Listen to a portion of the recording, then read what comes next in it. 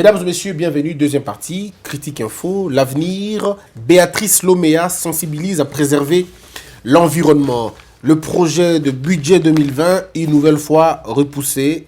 L'armée s'apprête à lancer une offensive contre l'ADF et le PTNTIC. Le ministre Augustin Kibasa signe un scandale. Alors, moi, je me pose la question, si l'armée s'apprête... Donc, ennemi, toujours bon, et bien, ennemi, quoi. Ils vont vous attendre, bon, après, tout le monde sait comment il fait les choses.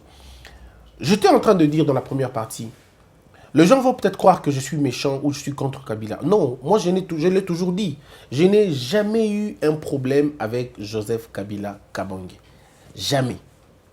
La personne de Joseph Kabila Kabange est un père des familles, c'est un mari, un époux, donc c'est un patron des entreprises, il a sa ferme, il a son domaine, bref, il est d'abord humain. Et pour ça, je lui dois beaucoup de respect. Mais en dehors de cela, c'est que Joseph Kabila représente pour la RDC, c'est ce qui m'intéresse moi. Aujourd'hui, qu'on le veuille ou pas, Monsieur Kabila représente en même temps le développement du Congo, en même temps la destruction du pays. La destruction du pays par son bilan, par ce qu'il a fait, et la volonté du développement par son attitude maintenant. Si le président Kabila veut laisser les choses évoluer convenablement, ça veut dire il se diminue un peu, il s'éclipse un peu au profit de celui qui vient au pouvoir. Je suis convaincu que non seulement qu'il aura beaucoup plus de chance, mais il aura joué un rôle important et ce peuple va oublier tout ce qui s'est passé 18 ans passés. Mais si le président Kabila, l'ancien président Kabila, le sénateur Kabila, s'il refuse, ou alors il est très mal conseillé, on lui dit non, il faut maintenir le chaos, il faut maintenir le cap, il faut tenir ceci, il faut déranger par-ci, il faut déranger par-là, il faut secouer par-ci, il faut secouer par-là, c'est des gens qui veulent simplement le conduire, non plus dans la mort politique qui a été le cas, mais plutôt dans une disparition, à un moment donné, on va dire, idéologique et même dans la mémoire collective. Parce que qu'est-ce qu'on attendait finalement? On s'attendait à des choses que que Kabila n'a pas donné. Si nous regardons l'enseignement gratuit, c'est lui, Kabila, qui l'a mis en place. C'est lui qui l'a mis en place dans la Constitution. Cette Constitution a été promulguée par lui. Mais pendant 18 ans, on n'a jamais eu un moyen de financer l'enseignement primaire. Jamais. Jamais alors. Et ce, pendant 18 ans. Mais nous avons un homme qui arrive, qui n'a même pas le gouvernement encore, qui n'a pas l'armée, qui n'a rien du tout. Quand il arrive au pouvoir, il dit, d'abord, principalement, l'éducation. J'aurais aimé demander et poser la question à Fachi. Comment tu fais pour dire un truc, tu ne le maîtrises pas? Comment tu peux faire ça? Comment tu peux annoncer la gratuité? Tu ne connais pas encore les rouages. Mais avant que je lui pose la question, il a répondu, on n'attend pas réunir tous les moyens pour faire quelque chose de bien. On le fait avec le peu qu'on a. Donc, ici, on a compris simplement que à Kabila, il manquait la volonté. À Kabila, il manquait simplement la volonté qu'on trouve dans Fachi. Et ça, on n'a pas besoin d'être de gauche ou de droite. C'est clair maintenant. Depuis que Kabila est au pouvoir, on n'a même pas parlé de la gratuité de la santé. Mais Félix Tshisekedi va le dire au sommet des Nations Unies. Ça veut dire on se dit, mais... Donc, comme on doutait de l'enseignement et qu'on a eu, donc on ne peut pas douter de la santé, peut-être qu'on l'aura. Simplement pour dire que, en même temps, Kabila représente le développement, en même temps, il représente la régression. La régression, s'il s'obstine à continuer dans sa logique de ne pas de laisser les choses convenablement, à vouloir tout prendre, et finalement, ça complique, ça met les choses dans des situations assez difficiles, parce que le plus grand perdant va être lui, finalement. Parce que pousser le peuple jusqu'à sa colère finale, il y a toujours des explosions qui arrivent. Tous ceux qui crient aujourd'hui, on va interrompre les mandats du président, c'est des gens qui vont fuir le premier. C'est des gens qui ne vont même pas oser lever leur petit doigt quand sonnera la frappe qu'il faut. Donc, en même temps, Félix Tshisekedi, comme on dit en tant que président, doit quitter le côté bon. Non. La bonté en politique a une autre définition. La politique, ce n'est pas votre idée. Non. La politique, c'est une structure, c'est l'ensemble des choses. Vous pouvez changer les choses, c'est vrai, apporter votre touche, mais attention, vous devez être le père de quelque chose. Mais si vous venez trouver une condition comme ça, vous devez avoir une méthodologie différente de celle des autres. pour vous affirmer et faire la chose comme il faut. Vous ne pouvez pas, surtout en politique, la première erreur que font certains présidents, c'est de compter sur la bonne foi de l'autre. Vous ne pouvez pas compter sur la bonne foi de quelqu'un qui n'en a pas. Vous ne pouvez pas compter sur la bonne foi des gens qui n'en ont pas déjà. Regardez Lorenzo en Angola. Lorenzo, c'est quand même le petit de Dos Santos. Ils étaient ensemble, un même parti. Un même parti. Regardez en Afrique du Sud avec l'ANC. Un même parti. Mais par moment, on se dit, on ne peut pas vivre ensemble quand on n'a pas les mêmes idéologies. L'UDPS et le PPRD ne peuvent cohabiter ensemble. C'est un mariage, je veux dire, contre nature, ça ne marchera pas. Si ça passe, c'est qu'il y a eu des compromissions. Ce n'est pas des compromis, mais des compromissions. Parce que l'UDPS, c'est l'état de droit. L'époque de Kabila, c'était l'impunité. L'UDPS, c'est la justice. L'époque de Kabila, c'était la corruption. Alors, dites-moi, où est le mélange? Le mélange, il est où? Donc, comme ça, comme ça, sans prison, sans sanction, et rien du tout, ceux qui faisaient du mal ont accepté. Ils disent, ok, on ne va plus faire le mal, on ne va plus faire le mal. Mais il faut être naïf pour croire en des choses pareilles. Il faut être naïf pour croire que ceux qui étaient hier des bourreaux deviendront aujourd'hui des hommes dociles. Non, mais il faut être malin, quoi. Il faut être naïf. Il faut être naïf pour croire qu'un toxicomane peut arrêter de se droguer justement parce qu'il a subi une prédication d'un jour. Non. Non. Ici, il faut une cure de désintoxication. J'y arrive. Il faut une cure.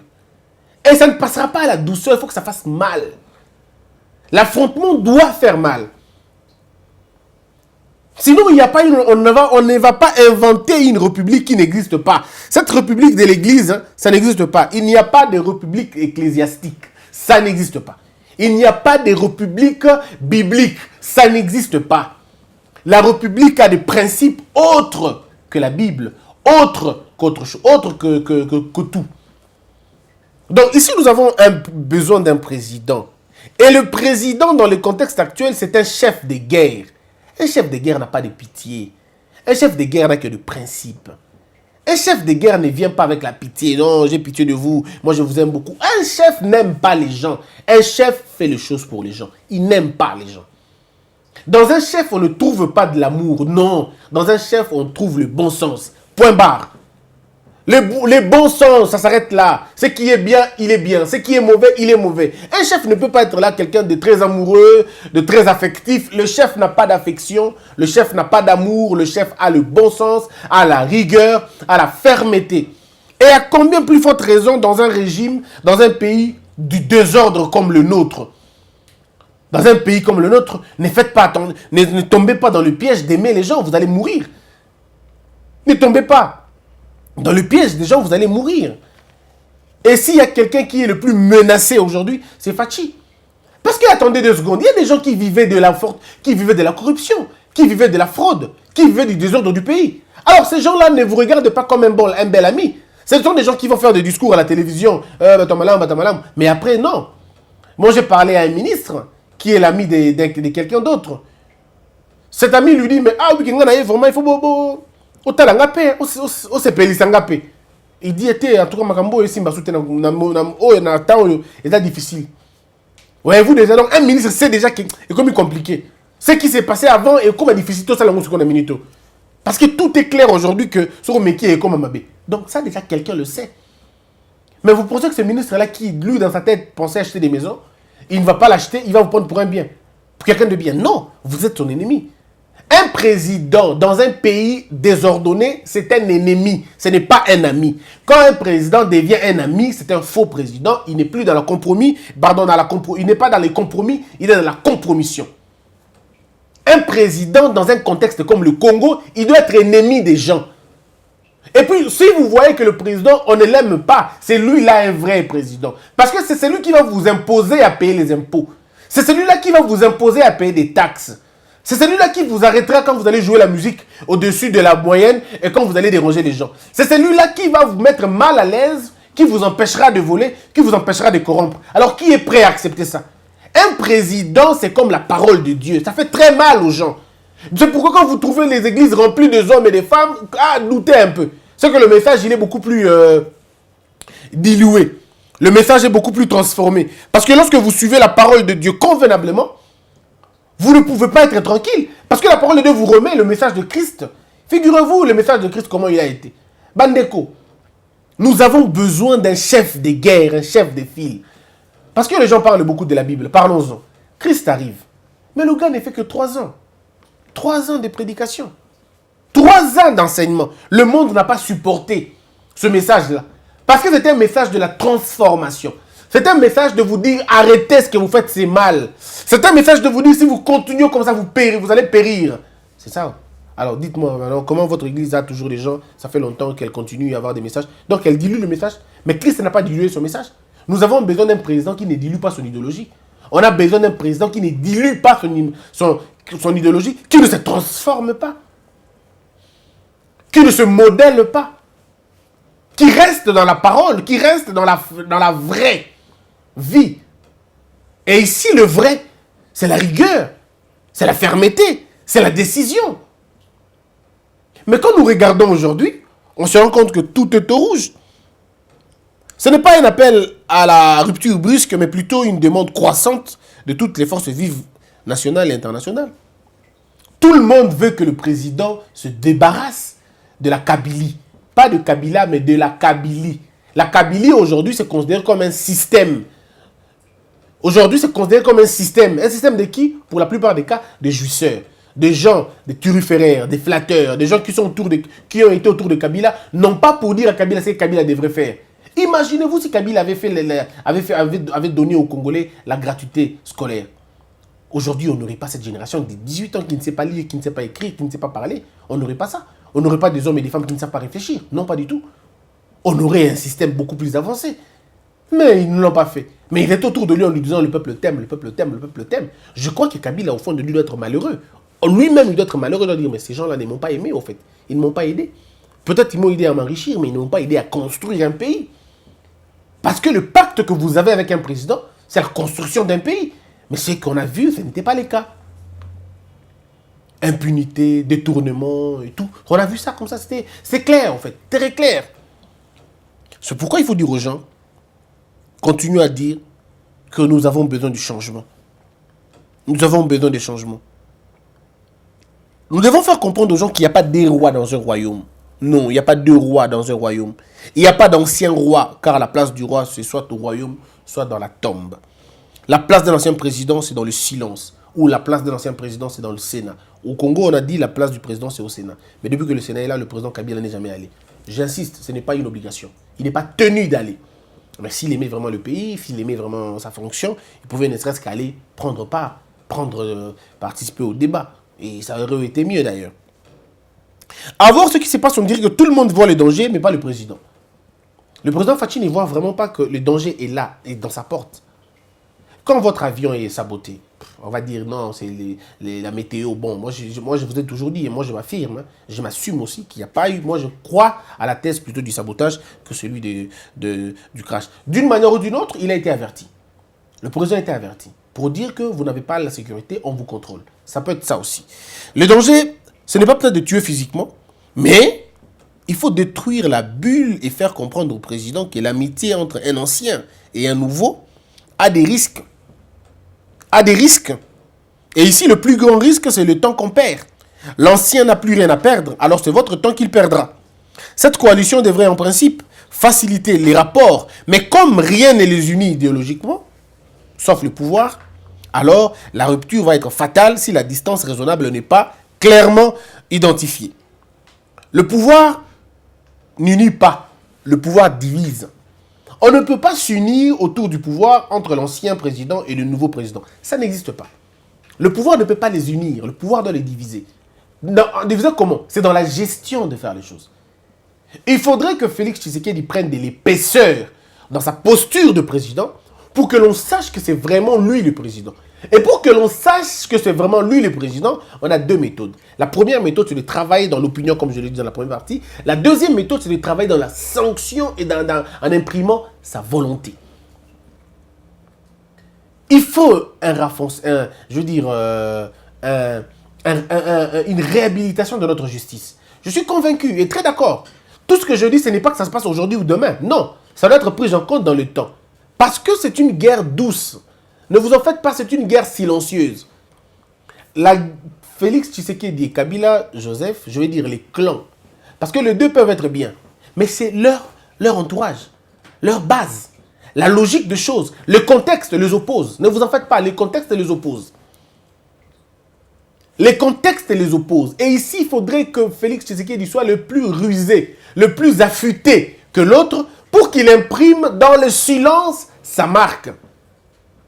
L'attitude que Fachi a de ne pas faire attention à Kabila, c'est une bonne chose. C'est une bonne attitude. Mais il faut que ça soit doublé. Si cette attitude, elle est profonde, alors c'est très dangereux. Si vraiment Félix est comme ça, au fond de lui, il est aussi comme ça, c'est très dangereux. C'est très dangereux. Mais si le président donne l'impression d'être bien, mais en réalité, il ne l'est pas, ça veut dire, en réalité, il a autre chose, là, d'accord. Parce que moi, je vous ai toujours dit, mes frères, la vraie face des Fachi, vous le saurez en 2021. C'est là où les rapports entre Fachi et Kabila vont bien se dessiner. Maintenant, Fachi est en train de prendre des forces. Il est en train de prendre des forces. Je le souhaite qu'il prenne des forces. Il est en train d'étudier l'autre. Il est en train d'étudier les bases, les fondamentales, ou les fondamentaux, pardon. Il est en train d'étudier la force de Kabila. Nous demandons à Fachi d'étudier la force de Kabila. C'est vrai, d'étudier sa force, d'étudier sa capacité, ses capacités, sa résistance, ses manières, ses alliés, la nature de l'adversaire. Il faut lire convenablement et prendre son temps, calmement le lire. Et quand on aura fini de lire, ça risque de nous arriver en 2021. Mais à partir de 2021, c'est là que vous allez comprendre. Et je vous ai toujours dit qu'il y aura des événements majeurs qui vont se passer pendant ce temps-là. Parce que dans les rapports de force, il y a toujours des prix à payer. Et c'est quand ça va se passer. Donc ici, Fachi doit éviter la foi, mais plutôt l'action. Privilégier l'action. Or, l'action a un coût.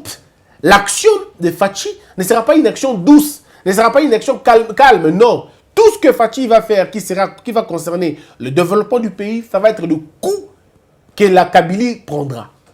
Ne vous en faites pas, ça va être le coût que la Kabylie prendra. La gratuité de l'enseignement, ce sont des hypercutes que Kabila reçoit tous les jours de la vie. Quand ça va encore au niveau de la santé, ça va être encore cette fois-ci de bouler. Oh, à cause sous. Et donc, chaque chose de bien que Fachi fait, c'est chaque chose de mal que Kabila est en train de faire, que Kabila est en train de subir. Et attendez, maintenant, lui aussi va se dire, ok, qu'est-ce qu'on va faire? On va trouver des coups. On va trouver des... Parce que ne vous en faites pas, c'est un ring. La politique est un ring. Sortez du monde de l'illusion. Venez dans le monde réel, le monde pratique. Ce que les Américains appellent le réel politique. Il faut arriver dans le concret. Le pouvoir, ça transforme les hommes, ça transforme les gens. Fachi, on lui a dit aux États-Unis, on lui a dit aux États-Unis un peu partout, on dit un président n'est pas gentil, il n'est pas aussi gentil, aussi clément comme ça. On lui a montré les images, on lui a montré tout ce qui se passe à travers le monde. On lui a dit, identifie-toi par rapport à un président. Quel est ce président que toi tu connais, qui est arrivé au pouvoir par élection ou par coup d'État et n'est pas inquiété son prédécesseur? Quel président que vous connaissez? Aucun. Tous les présidents ont d'une manière ou d'une autre inquiété leur prédécesseur. Maintenant le problème c'est comment on inquiète. Comment on inquiète un prédécesseur? Il y a deux manières d'inquiéter un prédécesseur. La manière la plus douce et la manière la plus forte. La manière la plus douce, elle est bonne, elle est bien, elle est vraie, elle est durable, elle est forte. C'est celle qui reste de génération en génération. Mais attention, la manière la plus douce, elle est la manière la moins crue. Est-ce que ça se dit vraiment? Bon, elle est la moins crédible, voilà. Parce qu'elle prend du temps pour s'envenimer. Pour s'enraciner. Elle prend beaucoup de temps. Pour que, comme on dit qu'effectivement, c'était un moyen, elle va peine à passer pour que Batman dit mango. Et ça sera difficile. La manière la plus douce peut risquer de donner l'avantage à l'adversaire. Parce que l'adversaire peut dire, voilà, je me suis assagi, j'ai changé, je me suis dit, bon, ça ne sert à rien de continuer à l'embêter, je vais l'aider à faire mieux les choses. La manière la plus douce peut profiter à l'adversaire s'il est beaucoup plus sage. Mais la manière la plus forte est celle qui soulage le peuple, celle qui remonte le peuple, celle qui rassure le peuple, celle qui convainc le peuple. Mais le plus grand danger, c'est que la manière la plus forte crée très souvent l'instabilité dans le prochain jour. L'instabilité dans le prochain jour. Regardez, prenons le cas du Rwanda. Kagame a usé à la manière la plus difficile, la plus forte. Il a imposé un changement la plus forte. Mais aujourd'hui, un changement le plus fort, pardon. Aujourd'hui, il y a des hommes et des femmes rwandais qui sont prêts à en découdre avec Kagame. Ce sont les mouvements que vous entendez, au Baké, beaucoup ça, la rébellion. C'est des gens. Donc la stabilité du Rwanda est fragile. Elle ne tient qu'à la vie de Kagame. Le jour où Kagame décède, le pays sombre. Juste en regardant le changement, vous allez vous rendre compte que le changement ou la stabilité à Rwanda est la stabilité morale très très fragile, ce qui ne tient qu'à un homme. Pourtant, le vrai changement doit tenir sur les institutions, sur une moralité, sur des principes. Mais quand ça tient sur les hommes, ah bien quand les hommes meurent, c'est compliqué. Donc vous allez voir comme ça au fait. Donc ce sont ces deux changements qu'il faut finalement que le président choisisse. La plus douce, Neneb Sibino, il y a Malembe, c'est changer les institutions, transformer la population, transformer la mentalité, inculquer les bonnes valeurs, être rigoureux dans certaines mesures. Tout ça, c'est ça la manière la plus douce. Mais la manière la plus forte, c'est quand le président arrive, il commence à arrêter les gens, Nakangisio. Mais maintenant, le président doit faire le choix. Mais moi, je propose au président, parce que ça, ce sont les deux choix qui sont universels. Ça, c'est tout le monde le sait. Ces deux choix, où on est dans le fort, ou on est dans la manière la plus douce. Mais moi, je viens présenter au président un autre plan. C'est le troisième, c'est l'intermédiaire. C'est le nu chaud, le nu froid. C'est les principes les plus forts de la force et les principes les plus forts de la douceur. C'est le fait de remettre ça ensemble. C'est-à-dire, on est doux. On est dans le changement des institutions parce que c'est important, mais en même temps, on emprunte quelques rigueurs de la manière la plus forte. Parce qu'il faudrait un peu de communication dans ce que vous faites pour que ça reste dans la tête des gens. L'homme il a été prouvé que l'homme a, pour la plupart des cas, beaucoup plus peur de ce qu'il a entendu que de ce qu'il a vu. Oui, il faut communiquer ça. C'est-à-dire qu'il faut communiquer cette manière de cette dissuasion, de dire aux gens, si vous faites ceci, le mal va arriver. Quand vous arrivez à communiquer ça, les gens ont peur plus de ceux qu'ils écoutent, de ceux qu'ils ont écouté, que de ceux qu'ils ont vus. Voyez-vous, l'obaki que mouton a bétak. Tout le monde a beaucoup ça, là. Parce que s'il faut attendre que les gens voient, c'est compliqué. Pour que les gens puissent voir, il faut que les gens soient physiquement là. Ou il faut qu'il y ait une communication au visuel qui passe vite. Mais on est dans un pays où la communication visuelle a des reculs en termes de la technologie. Mais pas en termes de l'oreille. Des oreilles, on entend beaucoup plus facilement. Il y a du bouche à l'oreille. C'est pourquoi je dis que la communication du président doit être une communication agressive. Et en même temps, il faut dire au président qu'il faudrait sortir de la croyance pour rester maintenant dans la politique. En politique, il n'y a pas des pasteurs. En politique, il n'y a pas des enfants de cœur. En politique, il y a des dinosaures. Je suis vraiment peiné de le dire, mais c'est la réalité de la politique. En politique, il y a des dinosaures. Si tu ne manges pas, on te mange. Si tu ne frappes pas, on te frappe. En politique, il n'y a pas de tout terme forgé contre moi, c'est rien ni le sens de fait. J'entends parler les gens. Tout terme forgé contre moi, c'est pas ça en politique. En politique, c'est pas comme ça. Il n'y a pas de tout terme forgé en politique. En politique, il y a toute stratégie faite contre moi. Si je ne suis pas sérieux, je suis atteint. C'est comme ça là, en politique. En politique, il n'y a pas de tout terme forgé. En politique, il y a de toute stratégie concoctée. Toute conspiration. Ou concoctée contre Bino. Si vous n'avez pas la capacité de le dévancer, vous tombez. C'est ça le réalisme politique. C'est ça le réalisme politique. Quand on ne sait pas sacrifier le sien. Mais la politique, c'est le sacrifice. Sacrifier, ça veut dire même les gens avec qui on a lutté. Mais on se rend compte que pour gagner ici et gagner là-bas, je dois les sacrifier eux. On les sacrifie. Yoté. Sacrifier, c'est pas dire on vous tue. Non, on vous écarte, on remplace les gens. Et Kabila a été fort dans ça. Kabila a été fort à sacrifier ses propres frères, ses propres poulains, ses propres coproducteurs, ses propres concepteurs. Il les a tous sacrifiés au profit des autres. Vous allez voir une période où Bochap n'est pas là. Une période où tel n'est pas là. Mais on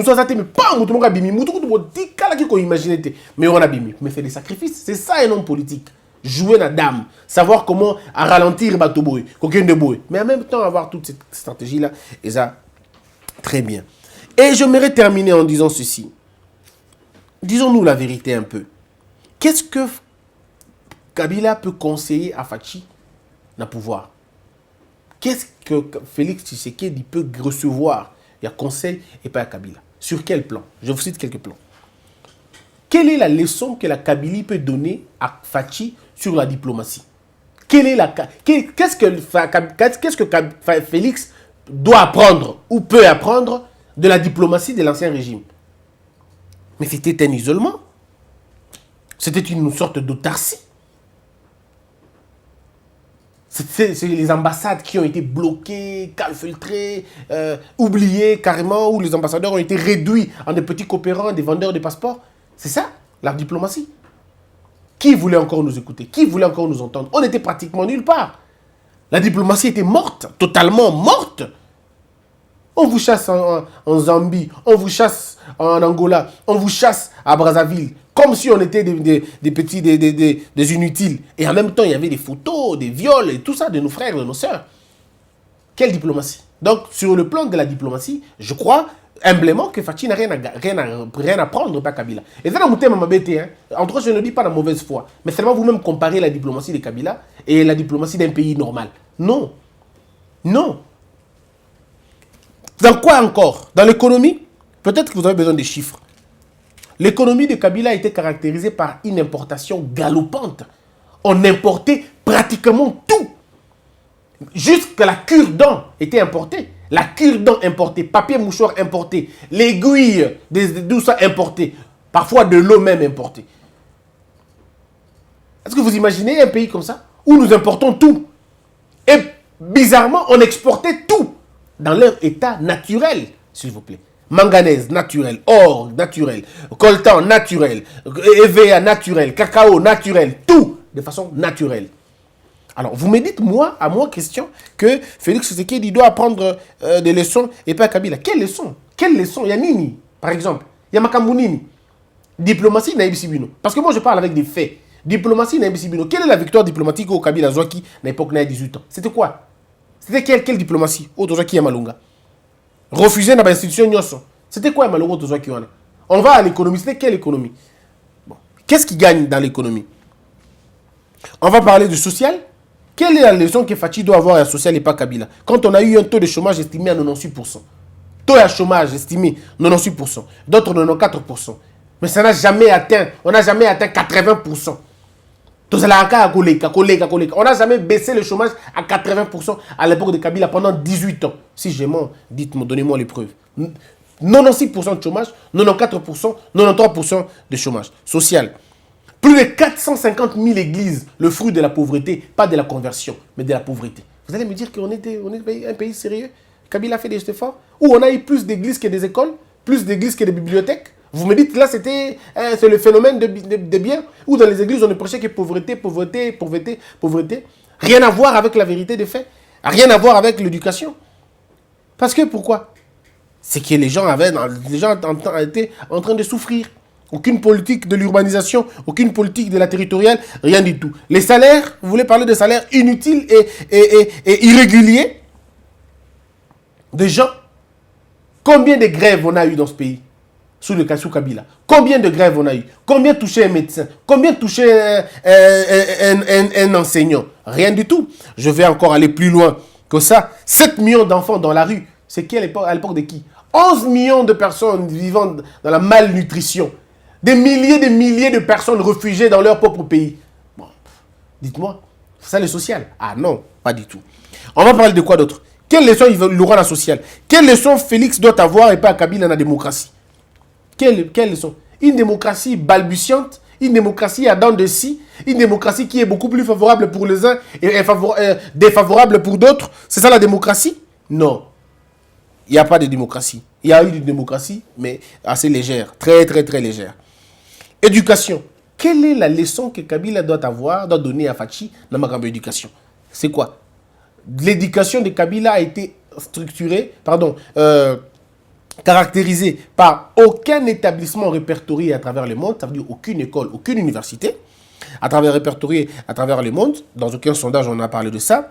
Il y a eu un problème de diplomanie, ça veut dire la maladie de diplôme, où tout le monde avait le diplôme à l'époque de Kabila, tout le monde avait le diplôme, tout le monde pouvait être professeur à l'époque de Kabila, les diplômes politiquement obtenus, ou les diplômes claniquement ethniquement obtenu, c'était à l'époque de Kabila. Donc je ne vois pas, il a formé des gens pour être des demandeurs d'emploi, des quémandeurs d'emploi même, mais pas des créateurs d'emploi. Alors dites-moi, quelle est la leçon que l'on va donner?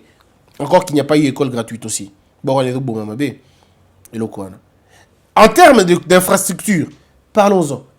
Des pays enclavés. Le pays était enclavé. Zéro route. Si je dis zéro route, c'est peut-être exagéré. Il y a eu de routes, mais pas pour servir toute la République. Pas du tout. Il y a eu de routes à l'époque de Kabila. Il faut que je sois sérieux. Il y a eu de routes, mais de quelle importance? Et quand il fallait construire, c'était à quel prix? À quel coût? C'était bizarre. Pas d'édifice d'ampleur. Le seul plus grand immeuble à Kin, c'est Sozacom. On va sonner penza. Vous avez immeuble dans la Malueka, il y a Batumsus. Mais oui, Sozacom, souka na immeuble à Kanda, il y a Kinshasa, il y a référence Sozacom. Ma possibilité la régie des tous construits à l'époque de Mobutu. 18 ans de graines de Kabila, aucun immeuble à 50 niveaux et Tongama. Aucun immeuble à 50 niveaux et Tongama. Est-ce que vous voyez que ascenseur au bureau et le Congo, c'est rien ailleurs, mais ascenseur, Nambandaka est zaté. Ce que vous allez à la Moko. Et puis, il y a une place pour des athées. Donc, ils n'ont même pas. Ascenseur. Sauf que dans le Bumbashi, on compte ascenseur, on compte un penza. On compte. Tant qu'il peut bien, mais on peut 50 cités. Si vous avez déjà un bandaka à l'ascenseur, c'est bon, on a passé en course. Natika bango papi manabango, natika déranger bango la vie. Bon, on a chilling. Ascenseur. Ah, écoute, vous avez un bon ascenseur et comme quand. Exacté. Donc, il y a des choses qu'il faut finalement dire qu'il n'y a rien du tout. Le chef-lieu n'avait rien du tout. L'armée, notre armée a été caractérisée par l'indiscipline et par la démobilisation, et vous le savez vous-même. La sécurité, on a eu des tueries, des morts et des morts, des millions de morts à l'est du pays, Kameno-Sampou, Minembwe, Yumbi, Amassina, les fosses communes, n'en parlons pas pendant 18 ans. Alors, quelle est la leçon que Kabila peut donner à Fachi aujourd'hui? Peut-être la police de Kabila et la police de Fachi, vous avez vu la différence. La police de Fachi, aucun gaz lacrymogène, aucune mort, rien du tout. Mais la police de Kabila, mais aussi Chimanga, Kapangala et les autres, vous savez comment ça se passait. Dans l'administration politique, l'administration publique, c'était la politique. Qu'est-ce qu'on avait comme résultat? Rien du tout. La lenteur la plus importante. Deux types d'administration. La plus lente et l'express. C'est-à-dire, COP. On a eu tout ça. La santé. On a Tolobate. Tous les ministres, tous les dirigeants, tous les dignitaires à l'époque de Kabila, quand ils tombaient malades, ils allaient se faire soigner à l'étranger parce qu'ils n'avaient pas confiance dans le système médical Nabiso A. Donc, finalement, rien du tout. Je veux simplement dire quoi ici? Je veux simplement dire que Félix Tshisekedi a tout intérêt de s'affirmer et de se confirmer. Parce qu'en réalité, que Félix ne se trompe pas, il n'a rien à apprendre na Kabili. Il ne peut avoir ya Kabila kakailo kumoko. Améliorer le système, il y a liberté d'expression, peut-être. Au-delà qu'il y a un peu moins na silence ya Kabila. À part silence à Kabila, na évité le Ronil Facha ko yeko pas Kabila. Exact. Ce n'est pas un manquement de respect, pas du tout. Comme je le dis au début, j'ai beaucoup de respect pour M. Kabila, mais c'est plutôt la Kabylie qui nous met mal à l'aise. C'est la Kabylie qui nous a laissé avec des problèmes. Pas Kabila, tant que Moutou. Donc voilà un peu ce dont on allait parler aujourd'hui. Entre la foi et agir, Félix Tshisekedi doit choisir les actions. Moi, je lui propose le mixte. Ni force, ni doux, mais que ce soit au milieu. Le juste milieu, c'est la méthodologie, c'est comment travailler pour que ça marche. Abonnez-vous dans Elite Télévision, dans Congo Buzz aussi. Partagez nos vidéos. Puisse Dieu vous bénir tous, que la peur quitte nos esprits et que Dieu bénisse l'RDC.